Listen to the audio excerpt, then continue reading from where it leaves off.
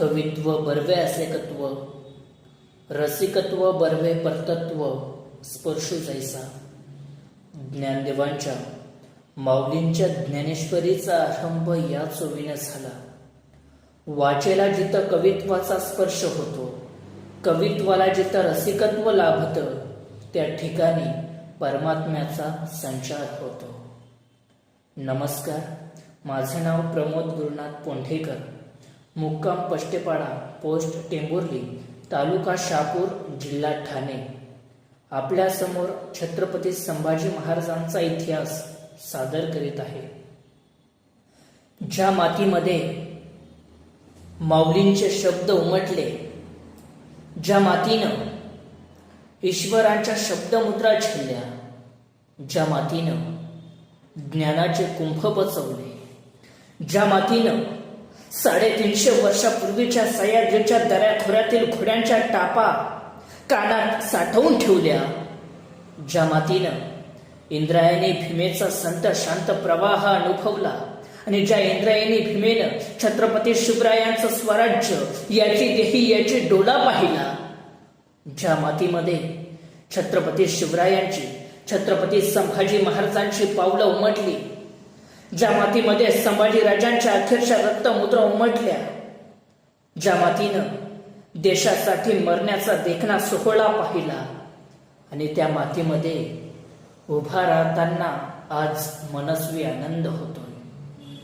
खरं तर इतिहास घडवणारी माणसं कधी इतिहास विसरत नाहीत आणि इतिहास विसरणारी माणसं कधी इतिहास घडवू शकत नाही. इथल्या मातीचा एखादा ढेबूल जर हातात घेतला, तो पाण्यात टाकला, पाण्यावर जो तवंग उठेल, तो तवंग सुद्धा या मातीसाठी खर्ची पडलेल्या मावड्यांच्या रक्ताचा असेल. आजूबाजूच्या सह्याद्रीची उंची वाढली ती उगाचच नाही. या सह्याद्रीच्या पायाखाली काही जणांनी स्वतःला गाडून घेतलंय, तेव्हा तो सह्याद्री आसमानाशी स्पर्धा करायला गेला. या सह्याद्रीची सैर करणं कुणा ऐरागाराचं काम नाही.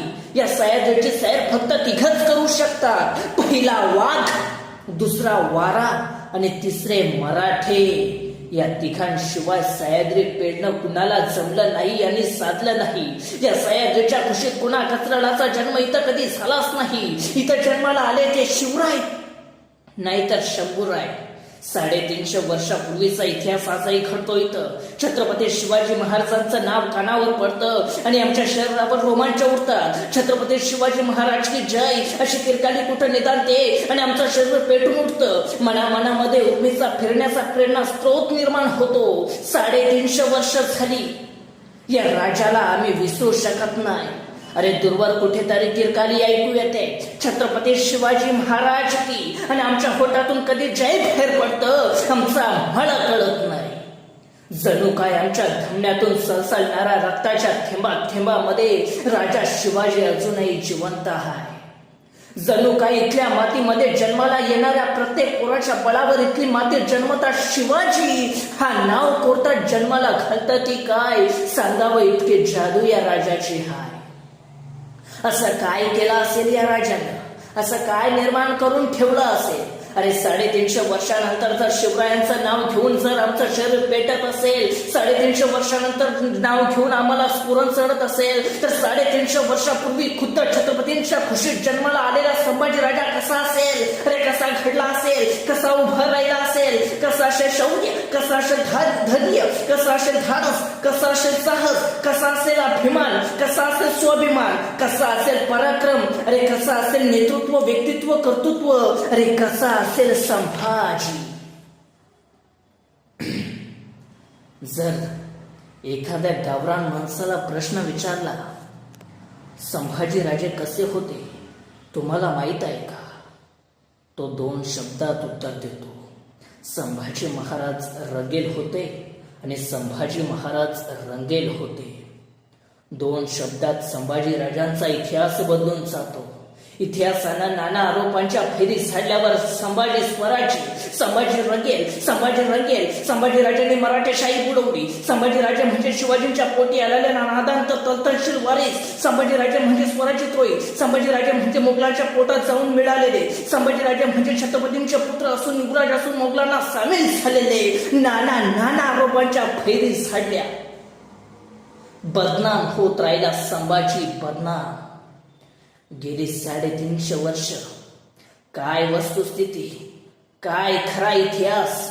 इतिहासाची पानं ज्यावेळी चालतो, पुरावे पाहतो, त्यावेळी लक्षात येतं 14 मे 1657 पुरंदरवर शिवरत्नाचा जन्म झाला आणि ज्येष्ठ पुत्राची याद म्हणून माँसाहेब जिजाऊंनी त्यांचं नामकरण केलं संभाजी. जिजाऊ नावाच्या चालत्या बोलत्या विद्यापीठामध्ये संभाजीराजांचं शिक्षण चालू झालं. संभाजीराजे लिहिणं वाचणं शिकले, चालणं बोलणं शिकले, पळणं खेळणं शिकले. बघता बघता नाना कला, नाना विद्या, नाना गुण त्यांनी आत्मसात केले.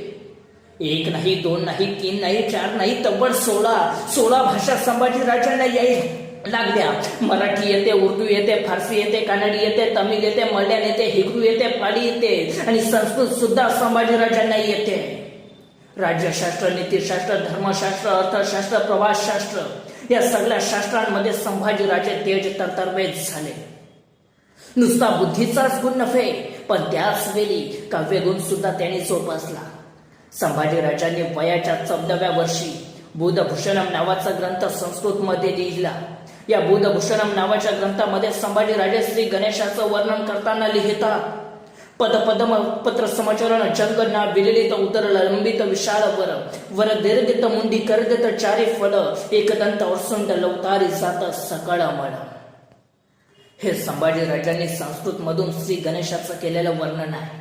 नखशिका, नायिका भेट, सातसतक यासारखे काही ग्रंथ त्यांनी प्रसिद्ध केले आणि बघता बघता उत्तम कवी म्हणून संभाजीराजांचं नाव लौकिक झालं. बुद्धीचं कार्यक्षेत्र काबीज केलंच, पण त्याच वेळी शरीर संपदेचं, शरीराचं या संभाजीराजांना विद्यांमध्ये, व्यायामामध्ये तेज तरतरबेज झाला. मल्लविद्या, भालाफेक, तलवारबाजी, घोडेस्वारी यांच्यामध्ये संभाजीराजांनी मोठी हुकूमत पैदा केली. अरे घोडेस्वारीमध्ये तर संभाजीराजांचा हात कुणी धरत नव्हतं. तत्कालीन काळामध्ये पलट्या घोड्याला एका पायावर उभा करणारा आणि गर्दिशी डोल्याची पापणी मिळते तसा दोर फिरवणारा या जगाच्या पाठीवर एकच योद्धा झाला. त्या योद्ध्याचं नाव होतं संभाजी. ही झेप बाकी कुणाला जमलेच नाही. बघता बघता संभाजींच्या या कर्तृत्व गुणांनी स्वराज्य मुहूर्त निघालं. संभाजीराजांचं येणं जणू स्वराज्याला भाग्यशाली ठरलं. संभाजीराजांचा जन्म झाला. स्वराज्य वाढत वाढत वाढत निघालं. प्रतिपद चंद्र लेखेव, प्रतिपदेच्या चंद्राच्या कडे कडे प्रमाणे स्वराज्य संवर्धित होत गेलं. शिवाजीराजे औरंगजेबाच्या दरबारात कधी जात येत नव्हते, पण शिवरायांचे प्रतिनिधी म्हणून संभाजीराजे मात्र औरंगजेबाच्या दरबारात जात येत असत.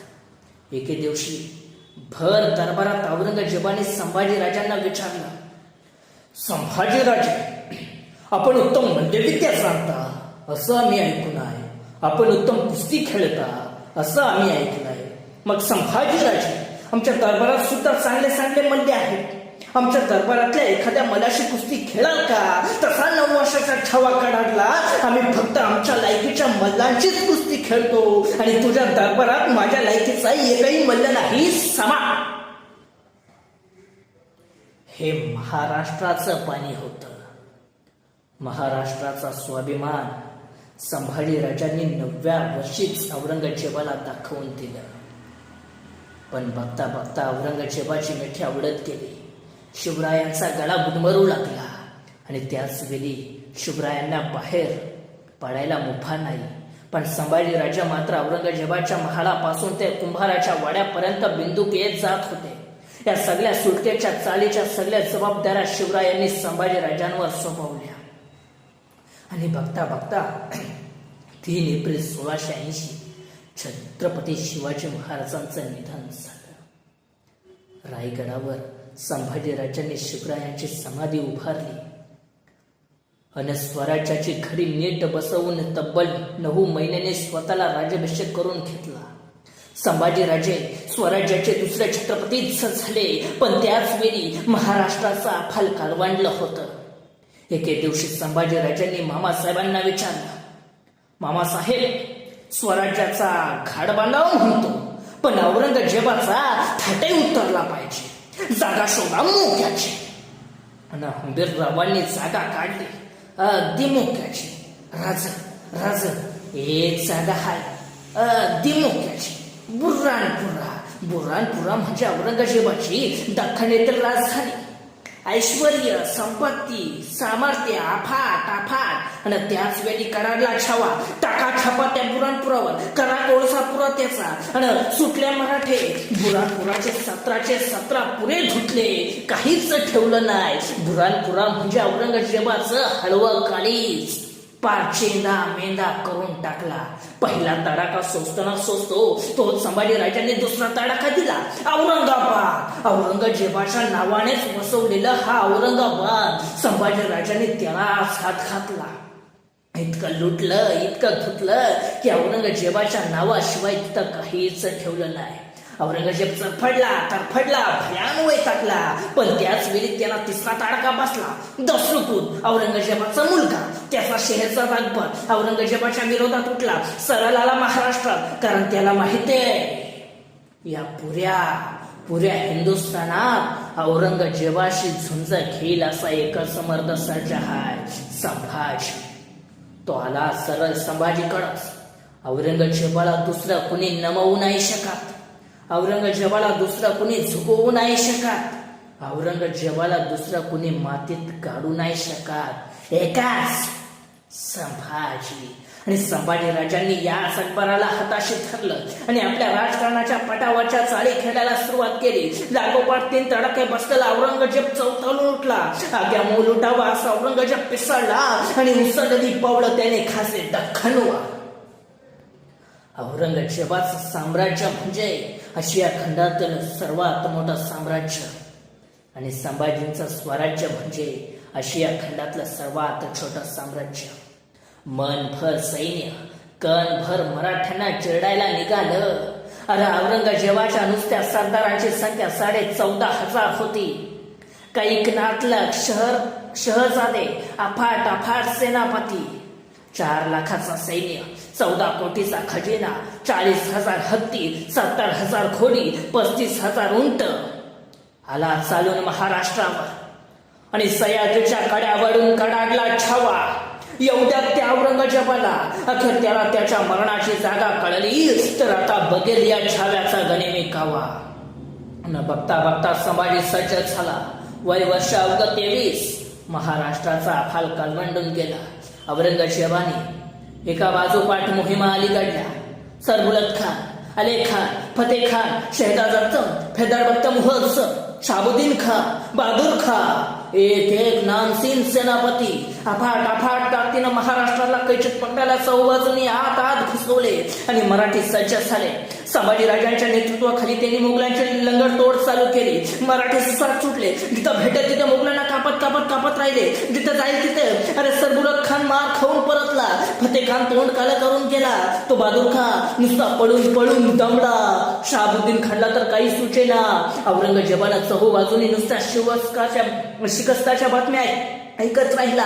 हार पराभव. अरे 23 वर्षाचा छावा संभाजी मोगलांना पार सळंग पळत सोडलं. तू महाराष्ट्रात येतो ना.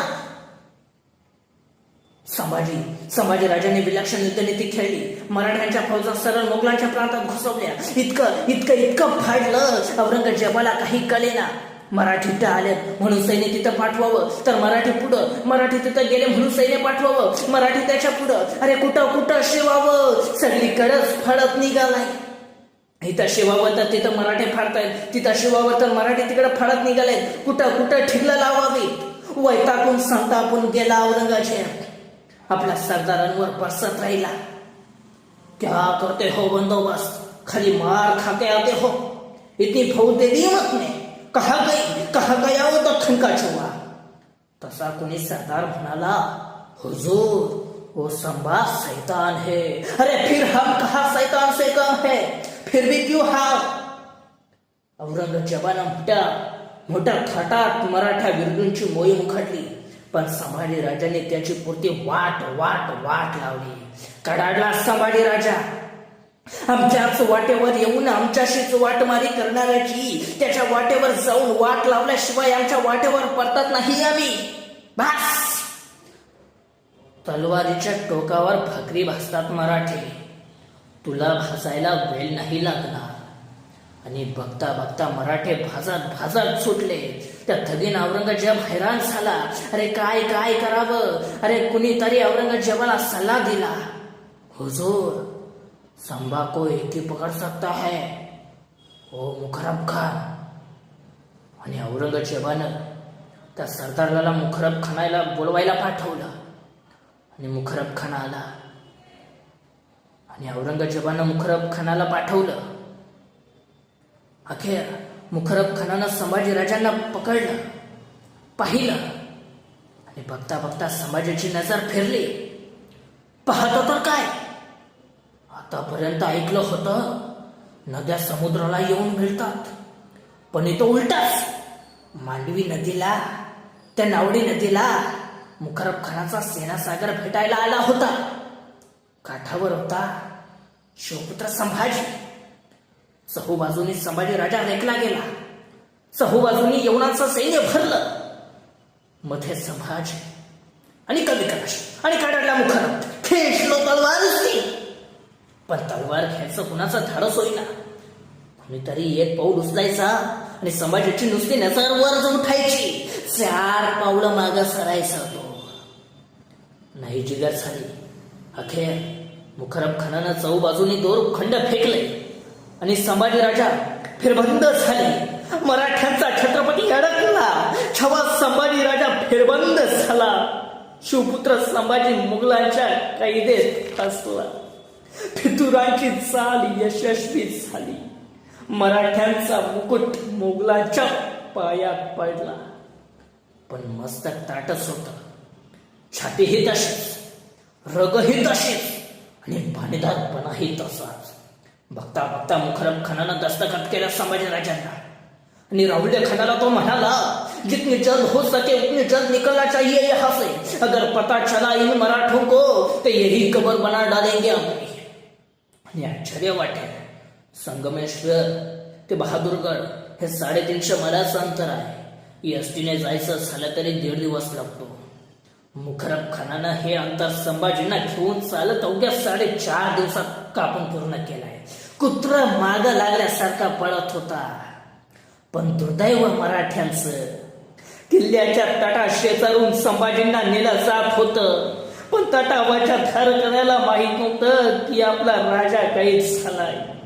अरे गावाच्या वेशीवरनं संभाजींना नेलं जात होतं. पण गावातल्या वार करायला, गाव करायला माहित नव्हतं की आपला राजा कैद झालाय.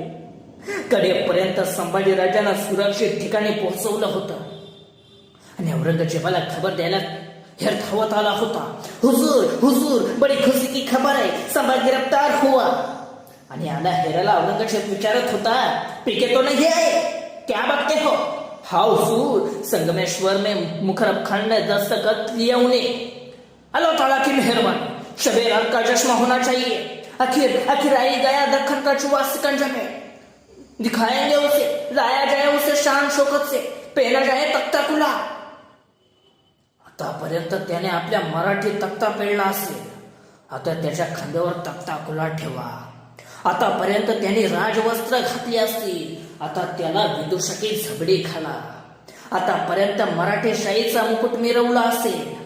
आता त्याला घुंगरू असलेली विदूषकी टोपी बांधा. आतापर्यंत राज अलंकार घातले असतील. आता त्याला पोलादी काटेरी साकल दंडाने जखडावा. आतापर्यंत राजा म्हणून घोड्यावरनं, मेन्यातनं, पालखीतनं, हत्तीच्या अंबारीतनं गेला असेल. आता त्याला उंटाला बांधा. आतापर्यंत राजाला म्हणून नगारे वाजले असतील. आता ढोल ताशे बळवायला सुरुवात करा. कळू द्या महाराष्ट्राला, रणगीर औरंगजेबानं संभाजी गिरफ्तार केलाय. आणि बर हुकूम निघाले झिंड. विदूषकी झपडी घातली, घुंगरू असलेली टोपी अडकवली, कावेरी साकल दांडाने जखडवलं, उंटाला बांधलं आणि निघाली झिंड वाजत गाजत. अरे कुठल्या राजाच्या वाट्याला आली ही विटंबना? कोणी सोसलं? अरे मोगली ज्यावेळी कल्लोल कल्लोल वाजला होता आनंदाचा, आतुरले होते सारे. अरे 9 वर्ष ज्याने औरंगजेबाच्या दिमागात सैतानी गोंधळ घातला. तो संभाजी आहे कसा? अरे कसा दिसतो? कसा आहे तो? कोण कोण कोण? अरे कोण कुणाच्या झाडावर, कोण कुणाच्या घरावर, कोण कुणाच्या डोकावर, कोण कुणाच्या खांद्यावर उभा राहून बघत होते. कसा आहे कसा आहे कसा आहे संभाजी? आणि निघाली या घंट वाजत गाजत. अचानक कुठून तरी फिरणारा दगड यायचा, छातीवर आदलायचा, रक्ताची चिरकांडी आणि याचा कल्लोल उडायचा. कुणीतरी यायचं, उंटाची शेपटी घालायचा, उंट थया थया नाचायचा, अंगावरचे काटेरी साकल दंड टोचायचे, पोचायचे, जागोजागी जखमा करायचे. कुणीतरी यायचं, अंगावर थुंकायचं, कुणीतरी यायचं, एखादी शिवी द्यायचं, कुणीतरी यायचं, तलवारीच्या टोकाने संभाजीराजांच्या अंगावर रेषा उठवायचा. त्या रेषे बरोबर रक्ताची धार लागायची. अरे मातीवर रक्त रक्त मुद्रा उमटवत जायची. अरे कुणी सोसलं? अरे विंचवाच्या लवलव करणाऱ्या वेदना कुणाच्या वाट्याला आल्या का? अरे झुकला असता, वाकला असता, नमला असता तर आयुष्यामध्ये जगला असता. मग का नाही केलं? का सोसत राहिला सगळं? का सहन करत राहिला विटंबना? स्वराज्य अस्मितेसाठी, स्वराज्यासाठी, मराठी दौलतीसाठी. इतका इतका आनंदी छल, इतके रक्तांधे होते संभाजी, इतके शेंदूर फसल्या हनुमानासारखे दिसत होते बास. इतके जागा ठेवली नव्हती रे शरीरावर वार करायची. पण एवढं सगळं होऊन सुद्धा छावा होता ताट. झुकली नाही मान, झुकली नाही मान, वाकला नाही कणा. तसाच बाणेदारपणे आला औरंगजेबाच्या दरबारात. तख्तासीन झालेला औरंगजेब दरबारात आल्या आल्या वजीद हजरत खान कडाडला. संभा छो छाओ अलंपना के सामने आणि कडाडला कवि कलाश, राजा है वो, झुकेंगे नहीं झुकाएंगे. खामोश, चुप चुप चुप. याद रख, कैद में है तू, अल्लाह ताला के दरबार में है तू, चुप. त्याच वेळी आवाज ऐकू आला, सबूर आसक्त सबूर, अभी बहुत पूछना है इसे.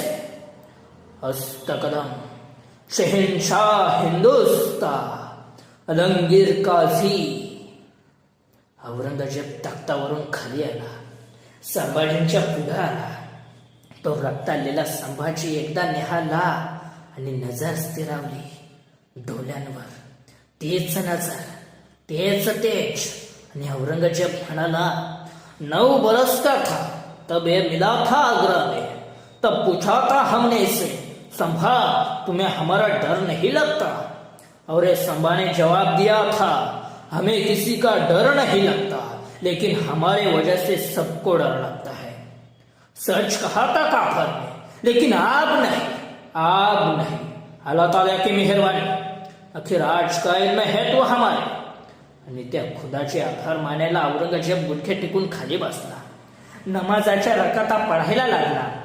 आणि त्याची अवस्था बघून संभाजी राजांनी कवी कशांना विचारलं, कवीजी आपण कवी आहात, मग या प्रसंगावर सुचते का एखादी कविता? आणि आश्चर्य वाटलं कवी कशांना. अरे काय माणूस आहे, मृत्यूच्या पोटात आहे, औरंगजेबाच्या दरबारात आहे, याला भीती नाही, भय नाही. हा माणूस म्हणतोय की सुचते का एखादी कविता? ही काही कविता ऐकण्याची वेळ आहे?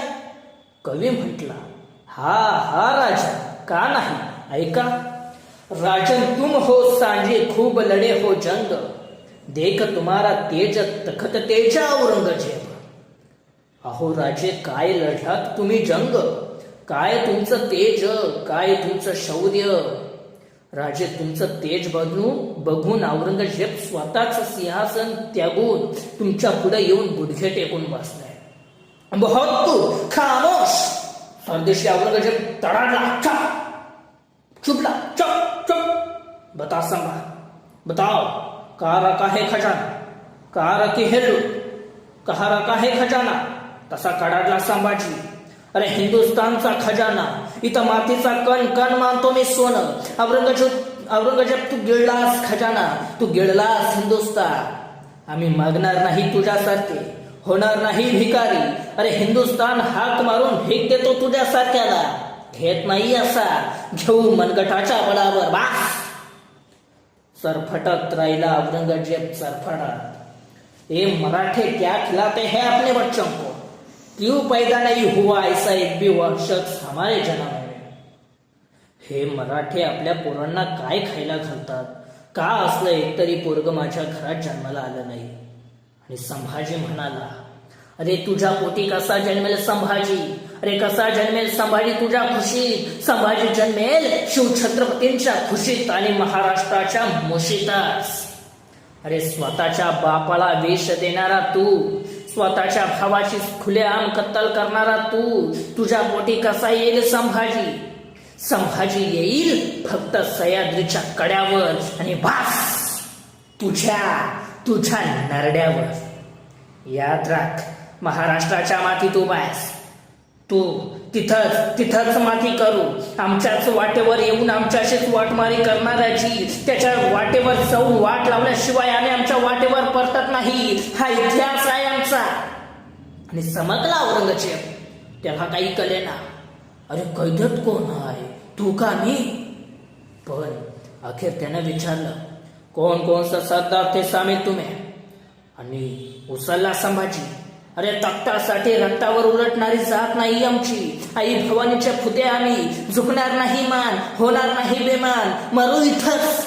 रक्ताचा अखेरचा थेंब ना थेंब असेपर्यंत इथंच. याद राख, सिंहाचे बछडे जगतात सिंहासारखे आणि मरतातही सिंहासारखेच. नको लागूच ना त्याला. पण अखेर औरंगजेब संतापला. ले जावा इसे हमारे नजरों के सामने से, निकाल दो इसकी आंखें जलाती बहुत है हमें, काट दो इसकी जबान, उसकी जबान बोलती बहुत है, जाओ. आणि संभाजींना औरंगजेबाच्या दरबारात नेल्या गेल्या. अखेर वडुबुद्रक तुलापूरच्या वनस्तंभाला संभाजींना बांधला गेला. औरंगजेबानं सुचवलेल्या सजेचा अंमल चालू व्हायचा आणि बघितलं संभाजींनी आज्ञा आहे डोळे काढायची. लाल बुंद तापलेल्या तप्त सलाया ठेवून येताना दिसते हपशी. धुरांच्या रेषा हवेत सोडताना सलाया. अरे लाल बुंद सलाया कळून चुकला. डोळे जाणार आता. संभाजींनी मेटले नेत्र. डोळ्यापुढे उभे राहिले राजा शिवछत्रपती, मासाहेब जिजाऊ, आई सईबाई, मावडे, स्वराज्य, गडकोट. अरे याच डोळ्याने घेतलं स्वराज्याचं दर्शन. याच डोळ्यांनी पाहिली स्वप्न स्वराज्य संवर्धनाची. याच डोळ्यांनी घेतलं दर्शन आबासाहेबांचं, मासाहेबांचं, आऊसाहेबांचं. तेच डोळे आणि उघडले डोळे संभाजींनी. डोळ्यापुढे दिसला लालबुंद तप्त साल्या आल्या समोर घुसल्या. यत्नाचा नुसता कळून उठला. निघाल्या त्याच वेगाने बाहेर. डोळे नव्हते कुठंच उरल्या होत्या नुसत्या खोपण्या काळ्या कबीन. अरे पायात काटा घुसला तर 8 दिवस पाय धरून बसतो आम्ही. डोळ्यात लाल बुंद तप्त सलाया गेल्या असतील, किती सोसल्या असतील. अरे किती सहन केलं असेल, किती. आणि कुणाच्या वाट्याला आलाय हा अन्याय? कुणी सोसलं या यज्ञांचा जहरी नंगा नाच? अरे रंगेल असते तर झुकले नमले असते ना. कुठून आलं हे आत्मधैर्य? कुठून आला हा आत्मसंयम? कुठून आली ही जिगर? पण तोपर्यंत सजेचा दुसरा अंमल चालू झाला. सजा होती जबान काटायची. हपशी आले लखनतीने तलवार घेऊन. पण संभाजींचं तोंड बंद. जीभ छाटणार कशी? मग हपशी पुढे आली. जबडा उघडायची कोशिश करू लागले, पण जबडा उघडेना. मग दोघांनी कानावर दाबू जोर दिला. प्रचंड दाब, पण उघडेना जबडा. मग एकाने मस्तकावर प्रहार केला, पण जबडा उघडेना. अरे उघडेल कसा? वाघाचा जबडा आहे. वाघाच्या जबड्यात घालून हात मोजती दात ही आमची अवकात सांगणारा संभाजी आहे. पण तोपर्यंत एकानं युक्ती केली. संभाजींचं नाक दाबून धरलं. श्वासासाठी जीव गळवळला, तळमळला. श्वासासाठी होठ हल्ले, जीभ लवलवली आणि या संधीचा घेतला फायदा. सहनशील घुसली आत. सहनशील पकडली जीभ, ओढली बाहेर. नंगी तलवार लागली. तोंडातून उघडला नुसतं लाल बुंद रक्त. जीभ पडली होती समोरच वळवळत. ती सुद्धा तयार नव्हती रे संभाजी राजापासनं पोरकं व्हायला.